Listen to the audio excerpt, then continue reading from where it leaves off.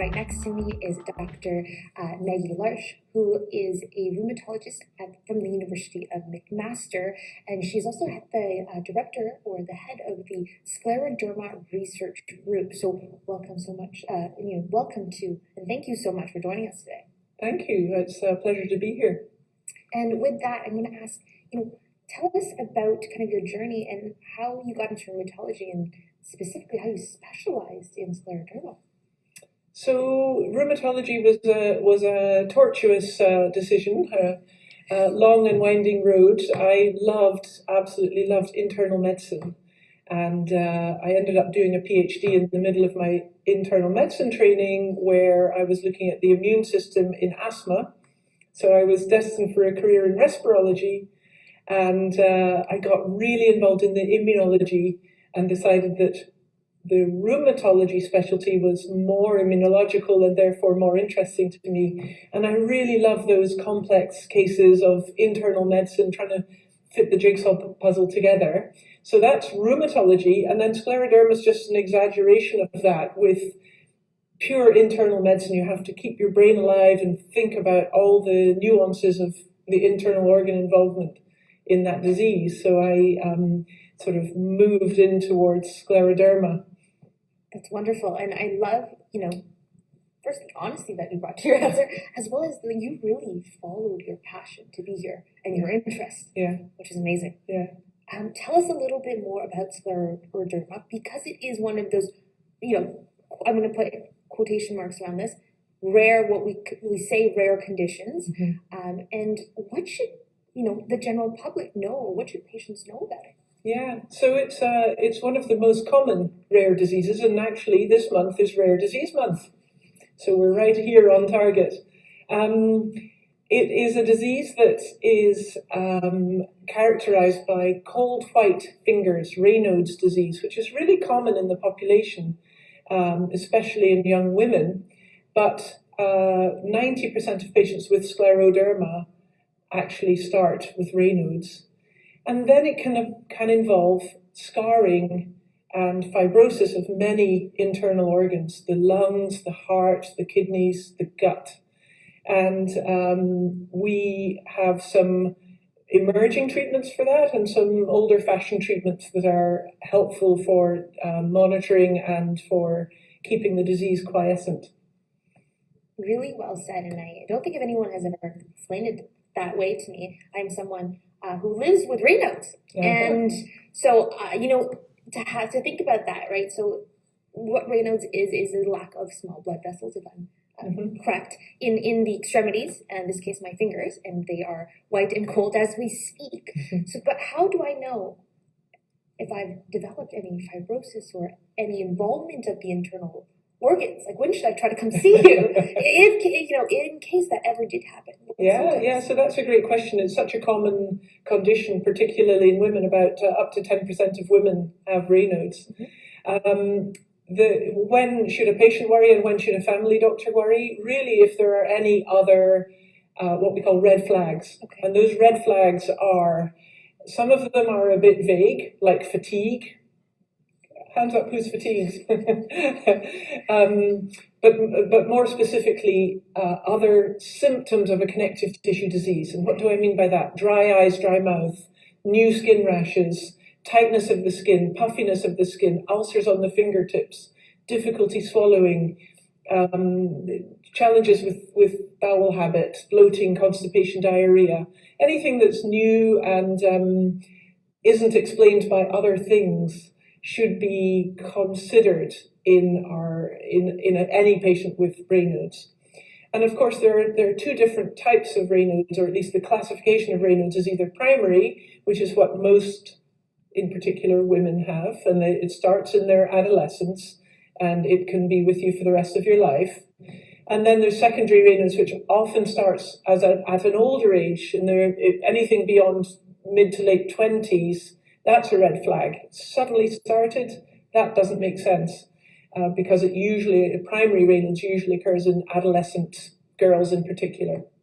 Good to know those slides and to have that clear distinction. So thank you for that. I've never had, again, really, that's so clear. Yeah. And with that, Can you tell us about the work that Scleroderma Research Group is doing and really leading the charge globally? Yeah, so the Canadian Scleroderma Research Group was founded around 10 years ago by Dr. Murray Barron and Dr. Janet Pope and others. And they have built up a massive world-class registry of more than 1,500 patients over the past 15 to 20 years. And we've been watching those patients over those years. Now, I took over a year and a half ago as director of the Canadian Scleroderma Research Group, and we're reinvigorating and we're building on the phenomenal foundation that I inherited to monitor patients with newly diagnosed systemic sclerosis. So we're interested in any centres who want to participate, and please contact me by email if you're willing and wanting to participate. So we're getting any new patients with the diagnosis, and we're collecting questionnaires, patient-reported outcomes, and physician outcomes, along with blood serum in particular, but also we're going to be doing some genetic testing in those patients as well.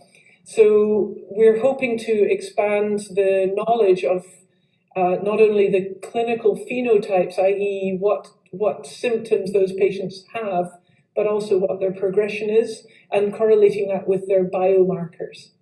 So interesting, because you're trying to capture a fuller picture of what this disease is and how it manifests and how it affects the individual outwardly. Yeah, especially early on in disease, because they're the patients that we feel would be a good opportunity to start treatment.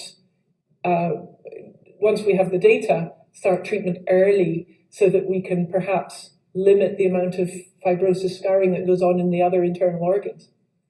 That's so amazing. And I do have a little bit of a more clinical question for you. As somebody so I actually have Sjogren's, and I was lucky enough that my family physician believed me. I told her I'm like, something's wrong. I went back for 3 rounds of blood tests, and round 3 came back, and she's like, okay, I finally got it. But if somebody's having these symptoms, they can't truly get a diagnosis because they went in for like a routine blood, which is very much so your iron levels as a female, or for example, your A1C, but not some of the things that we need. What advice do you have for patients who are like, I think I have something, but I don't know how to start that conversation? Yeah, so that's a really lovely question, because it starts informing family practitioners. So a disease that's rare like scleroderma, I don't expect family doctors to know about that disease. I can't expect them to know about every disease. So what I guide my family practitioner colleagues and my patients is that when there are symptoms that are suggestive of a connective tissue disease, so in the case of Sjogren's, dry eyes, dry mouth, along with fatigue, sometimes joint pain, that's when to shout and to say, I have these 3 or 4 or 10 symptoms. I wonder if I have a connective tissue disease. And that's when that would trigger the family doctor to order an ANA. And that's presumably partly how yours was diagnosed. But I also counsel family doctors not to order an ANA if there are no other symptoms, because depending on the ANA panel, up to 10, 20, even 30% of patients without a connective tissue disease and no symptoms of it can have a positive ANA. And so it's a bit misleading. So you Google, what does a positive ANA mean? And people say, oh, I must have lupus. Because everybody's fatigued and everybody gets rashes every now and again. Do you know what I mean? So I try to make family doctors accountable in saying, well, I'm only going to order that ANA if the patient has features of a connective tissue disease. So as a patient, maybe go to your practitioner and say, I have these features. Could they be a connective tissue disease? Right. And can I ask, as a patient, can I be vocal and with my, for example, I only present with fatigue, but I still feel a little bit off. We do the blood test, it comes back negative. Should I continue pushing, or should I just, because we don't want to alert anyone who doesn't have these conditions. at the same Mhm. time. Mhm. What do you say to those people who are like, do I keep pushing or no? I'll wait a week Yeah. and hang tight. A lot depends on the actual situation. So if it's just fatigue, like we discussed earlier, so many of the population feel tired. If it's fatigue completely out of your normal range, if it's exceptional to fatigue, I equate it to, I remember being pregnant and absolutely needing to go to bed. And my patients with scleroderma say, yes, it's that type of fatigue, but 10 times worse. Okay, so I remember how tired I was trying to work a full day and needing to go to bed at 5 p.m., don't even bother to eat, just straight to bed. 10 times worse than that? That must be pretty hard to function. So what I'm trying to say is that if there are features that are really out of keeping with your normal fatigue or what other people consider to be normal for them, that's when maybe to pursue it further. And of course, looking for those other features of a connective tissue disease: dry eyes, dry mouth, rashes, ulcers on your fingertips, tightening of the skin, puffy hands, arthritis, or even pain in the joints sometimes can be a feature, muscle weakness. Those are the types of things to look out for. Thank you. For indulging me, because I've had that question for a while. So thank you so much. Mm-hmm. Such a clear response. And with that, can I ask a little bit more about the Scleroderma Research Group? And I know you guys have collected lots of data globally. You've done these long periods where you collect data from the same patient, you follow them. Mm-hmm. What are the next steps? What are you going to do? Can I ask? I just have a little bit of insight. Yeah, so the next steps are exciting in that we're going to expand to centres across the country. Some of the centres that have been involved over the years have dwindled down and dropped off, so we're reinvigorating. We're going to relaunch. We're also going to add in genetic markers and some skin biopsy samples in centres that are able to do skin biopsies, so that we build a national biobank. And with that national biobank, we can expand into looking at a particular cell type or a particular cytokine or transcription factor or whatever. We can start looking at that in a lot more detail. At the moment, there are several collaborations going on across Canada. For example, I'm collaborating with my colleagues in Edmonton at the University of Alberta, where we're both collecting skin biopsies and we're doing some interesting science together. What I plan to do with CSRG is expand that across the country insofar as people can help. And some centres will not have the time or the expertise or the basic science facilities to do skin biopsies, but we're wanting to expand in as many centres as we can to allow that to happen. So fantastic, especially very cutting edge, right? When you're thinking about doing the genetic testing and then also doing the skin biopsies.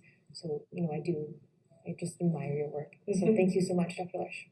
Thank you for having me. Absolutely. And with that, we're going to ask the audience if you have any questions that we can answer live right now. Do you have any self-care techniques for people who are living with the dry skin, the dry mouth, and the rashes?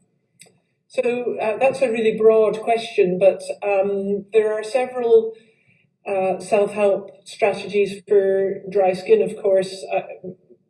Emollients, trying to, especially in the drier Canadian climates, trying to make sure that your hands and skin is moisturized vigorously. Massage sometimes can help, and even hand massages can help. Moving on to more puffy hands and contractures of scleroderma, then vigorous occupational therapy and finding a good occupational therapist that knows how to move the hands. And our phrase is, if you don't use it, and it's not our phrase, if you don't use it, you lose it.